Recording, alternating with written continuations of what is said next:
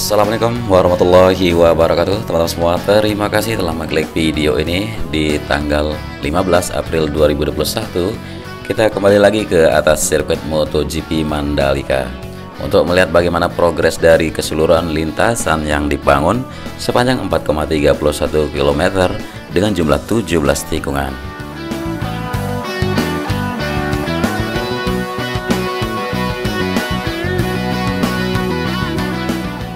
Jadi terkait dengan beberapa komentar yang menanyakan kapan rumah-rumah warga yang ada di tengah sirkuit MotoGP Mandalika bisa direlokasi, maka di video kali ini sambil kita mengamati progres dari keseluruhan lintasan, saya ingin bercerita sedikit tentang relokasi warga yang masih tinggal di atas lahan sirkuit, terutama di tengah-tengah zona sirkuit MotoGP Mandalika.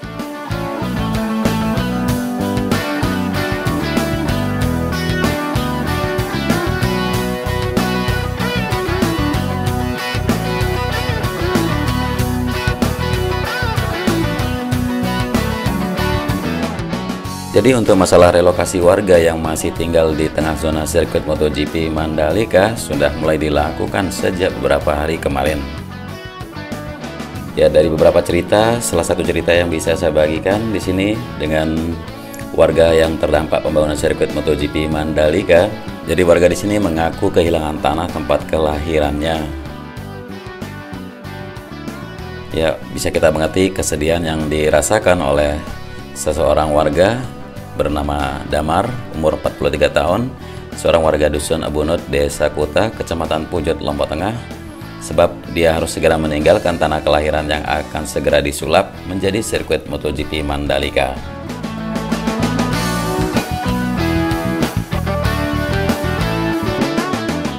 Damar beserta istrinya, Lucille Job, orang bule, terlihat mengemasi barang-barang di rumahnya untuk segera pindah dan akan kehilangan tanah tempat kelahiranku. Jujur saya sangat sedih, tapi kami bisa apa? Nah, itu yang dikatakan oleh beliau.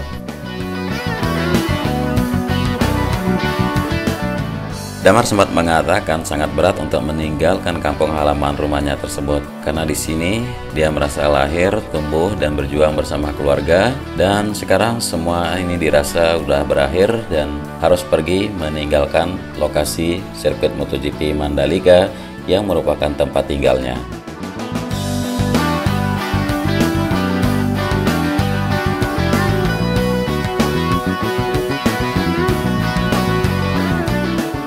Dan sekarang sedang masih melakukan relokasi mandiri atau bongkar mandiri rumah-rumah yang masih ada untuk warga-warga yang ada di tengah zona sirkuit. Yang ini masuk di Dusun Bunut, tempat Damar tinggal berada di tengah lintasan sirkuit. Jaraknya dengan trek lurus sangat dekat, kurang lebih sekitar 200-300 meter. Dan dari 250 kepala keluarga atau kakak yang tinggal di dusun ini, hanya tersisa sekitar 50 kakak saja, dan mereka yang masih bertahan diminta untuk segera pindah karena pembangunan sirkuit akan terus dilanjutkan.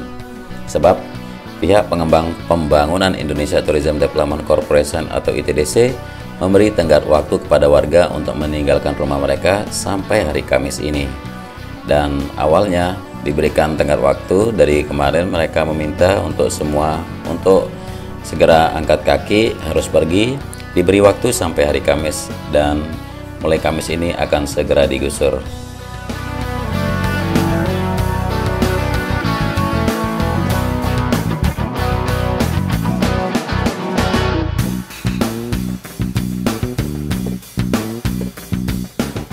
Ya, mungkin kita tahu sedikit ada rasa kecewa dengan penggantian lahan yang dialami oleh warga. Jadi di sini Damar juga mengemukakan kalau dirinya juga kecewa dengan penggantian lahan, terutama karena lahan ini merupakan lahan peninggalan orang tuanya. Dan dia mengaku memiliki tanah seluas 4.800 meter persegi, namun ITDC menyebut hanya mengaku seluas 3.300 meter persegi. Sedangkan bungalow yang dimiliki oleh Damar pun dibayar dengan harga di bawah normal dan tidak sebanding dengan pembangunannya. Damar merasa rugi lantaran harga bungalow yang dihitung 1,8 juta per meter Padahal menurut peraturan Dinas Perumahan dan Kawasan Permukiman, bangunan hotel dan bungalow dihargai 2,5 juta per meter. Untuk total penggantian lahan, Damar mendapatkan sekitar 2,5 miliar rupiah.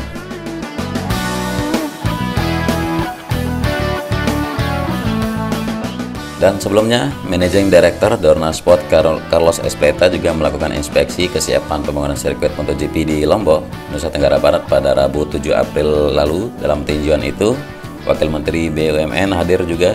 Kartika Wirjoatmojo yang hadir bersama Carlos mengatakan perkembangan pembangunan berjalan dengan baik dan sudah melakukan review track sirkuit MotoGP dan mereka sangat puas dengan progresnya.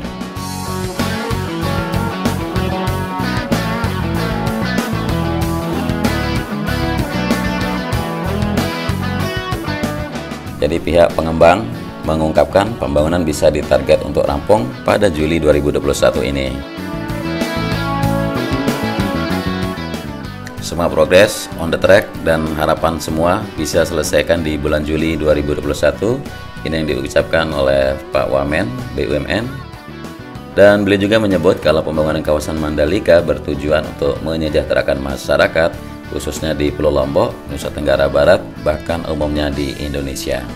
Jadi, dipastikan seluruh pembangunan kawasan Mandalika, termasuk sirkuit MotoGP, akan bermanfaat bagi seluruh masyarakat.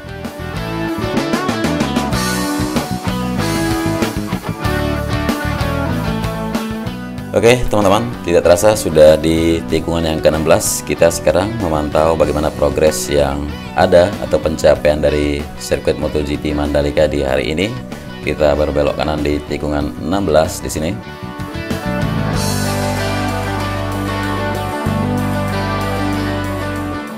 Ya, terlihat sekali kalau progres untuk track lane yang sedang diganti LPA di sini sebelum dilakukan base course ataupun prime coat dan pengaspalan lapisan pertama. Kemudian di sisi kanan juga kita melihat sebuah eskavator yang menyiapkan jalur di mana akan ditanami rumput.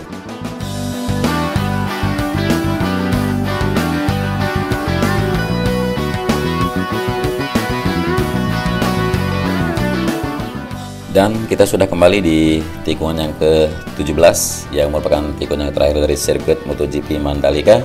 Inilah progres yang bisa kita pantau bersama di hari ini, tanggal 15 April 2021.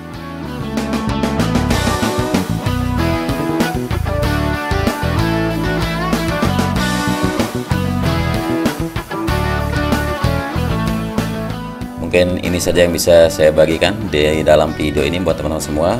Semoga bermanfaat dan terima kasih sudah menyimak sampai akhir durasi. Mohon maaf kalau ada kekurangan dari narasi maupun visual yang saya sajikan buat teman-teman semua. Selamat menjalankan ibadah puasa. Wassalamualaikum warahmatullahi wabarakatuh.